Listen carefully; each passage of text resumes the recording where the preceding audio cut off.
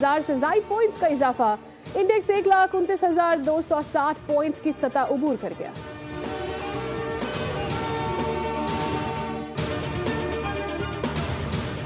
इस्लामाबाद लाहौर में बारिश के बाद मौसम हो गया औसम, ठंडी हवाएं चलने लगी। मलका कोहसार मरी और जेहलम में भी बादल खूब बरसे। 4 सद्दा, अटक और आज़ाद कश्मीर में भी बरसात। महकमा मौसमियात के मुताबिक जनूबी पंजाब और खैबर पख्तूनख्वा में आज बारिश मुतवक्किल।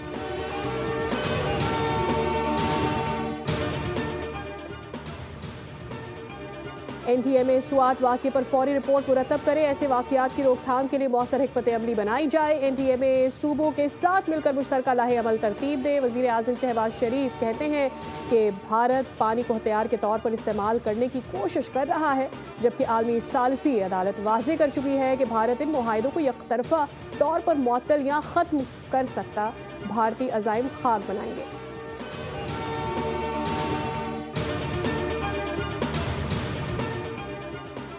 Justice Sarfaraz Dogar Islamabad high court के मुस्तकिल चीफ जस्टिस तैनात। अलामिया के मुताबिक जस्टिस अतीक शाह को chief justice Peshawar high court तैनात कर दिया गया।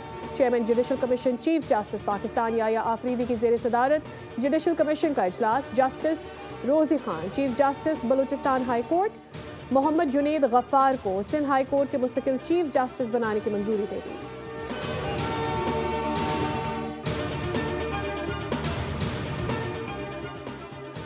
आज से मुल्क भर के यूटिलिटी स्टोर्स बंद कर दिए जाएंगे। वफाकी हुकूमत का बड़ा फैसला। वज़ीर आज़म की मुलाजमीन को रज़ा कराना अलहदगी का पैकेज देने की हिदायत।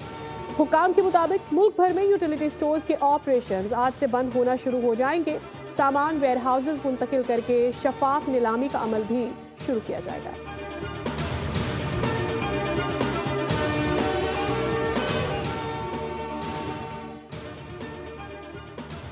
गजा में इसराइली फ़ौज की दरिंदगी जारी।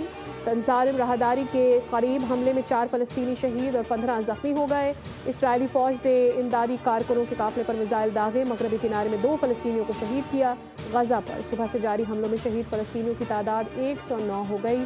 शहीद होने वालों में 28 अफराद को इमदाद की तकसीम के दौरान शहीद किया गया।